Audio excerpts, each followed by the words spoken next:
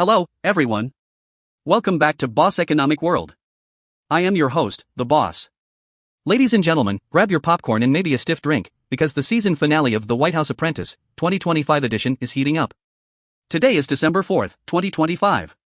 The Christmas lights are up on Pennsylvania Avenue, the markets are jittery, and Donald Trump is reportedly planning a corporate restructuring of the United States government that would make a private equity raider blush. We have rumors swirling, backed by our favorite people familiar with the matter, that the president is about to pull off a personnel maneuver that redefines the term multitasking. We are talking about the potential coronation of Scott Bessent as not just the Treasury Secretary, but also the director of the National Economic Council. Why? Because the current NEC director, Kevin Hassett, is packing his bags. And where is he going? Rumor has it, he's heading down the street to the Eccles building to take the throne as the next chairman of the Federal Reserve. If you think your job description is bloated, wait until you hear what these guys are about to take on. Today, we are going to peel back the onion on this super secretary strategy, analyze why Trump is obsessively consolidating power, and tell you the truth about what happens when you blur the lines between the guy who prints the money and the guy who spends it. Let's get into it. Let's start with the breaking news.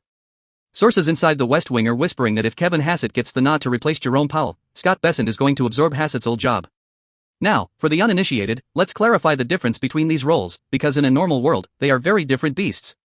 The Treasury Secretary is the face of the dollar. He signs the currency, manages the national debt, collects taxes via the IRS, and enforces sanctions. He is the executioner of fiscal policy. The director of the National Economic Council is supposed to be the brain. The NEC sits inside the White House. Their job is to coordinate policy across all agencies, agriculture, energy, commerce, and present the president with a unified economic menu. They are the architects. Trump is looking at these two roles, the executioner and the architect, and thinking, why pay two salaries when one loyalist can do both? If this happens, Scott Bessent becomes the undisputed economic czar of the Western world. He would hold the checkbook at the Treasury and the policy pen at the White House. He would have an office at the Treasury building and a corner office in the West Wing. This isn't just about efficiency, it is about proximity. In the Trump 2.0 orbit, physical proximity to the Oval Office is the only currency that matters. If Bessent gets the NEC role, he isn't just visiting the president, he's practically roommates with him. But here is the punchline, this isn't an isolated incident. This is a pattern. This is the Costco bulk buy approach to governance. Look at Secretary of State Marco Rubio. Remember him? In this administration, Rubio isn't just the top diplomat. He also leads the National Security Council. But wait, there's more. He serves as the acting archivist of the United States and was the acting head of USAID before they simply abolished the agency.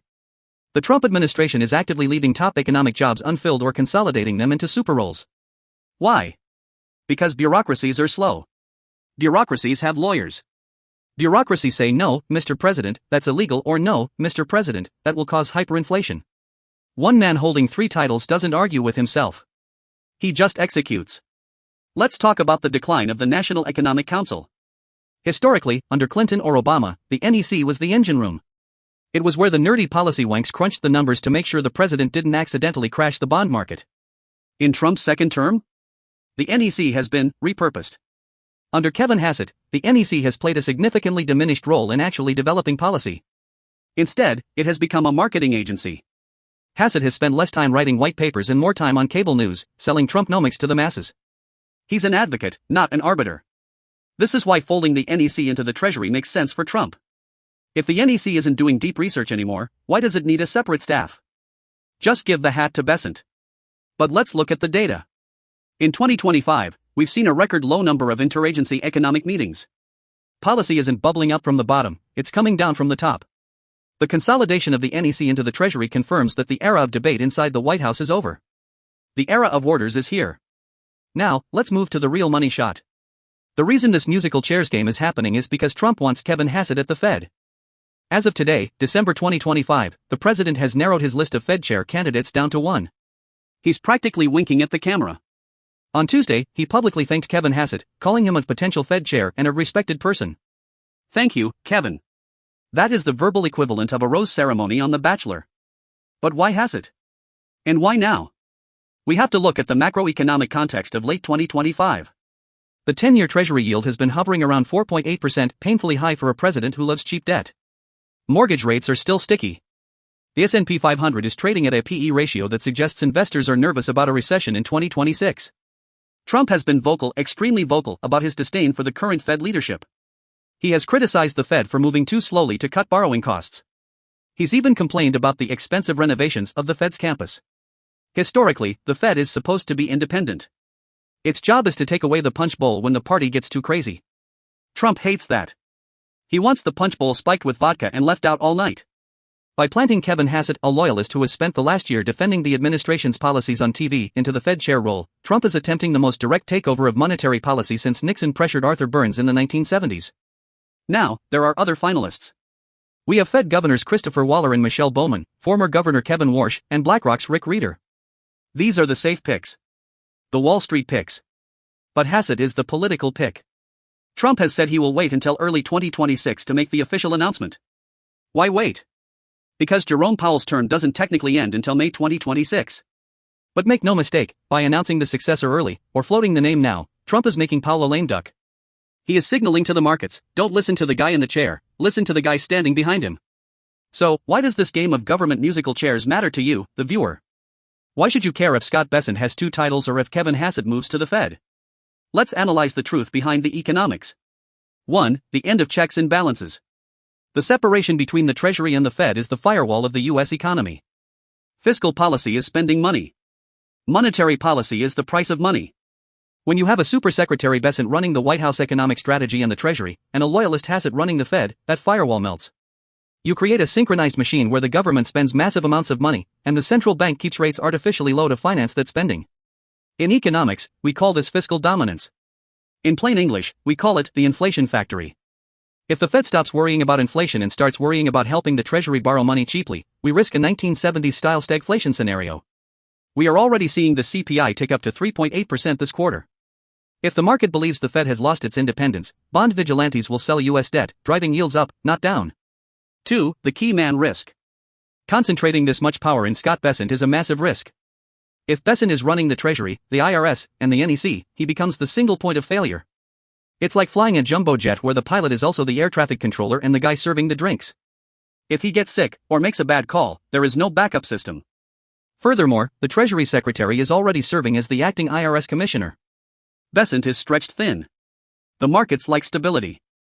They like institutions. They do not like hero ball. 3. The market reaction. Wall Street is currently pricing in a Trump put, the belief that the administration will do anything to keep stocks up. Appointing Hassett would confirm this.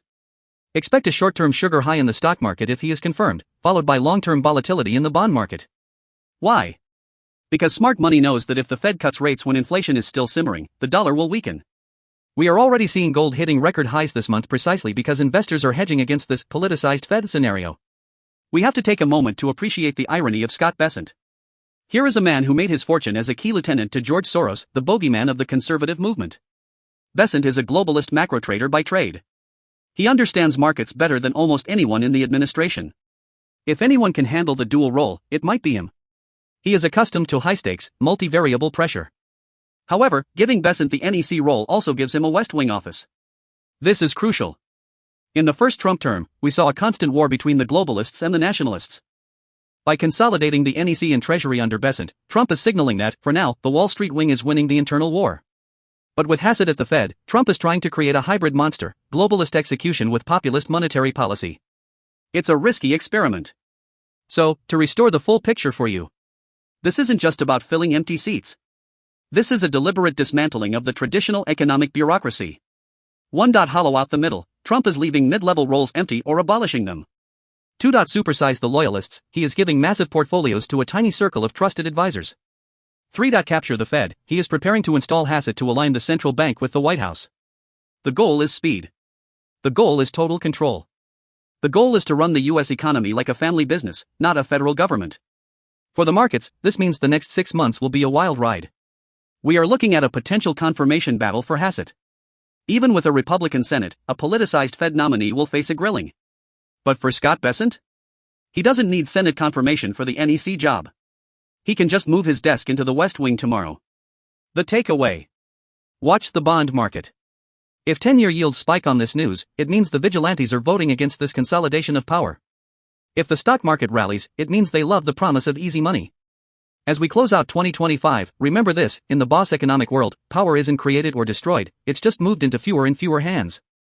And right now, Scott Bessent needs a bigger business card. I'm the boss. Keep your eyes on the data, and I'll see you in the next episode.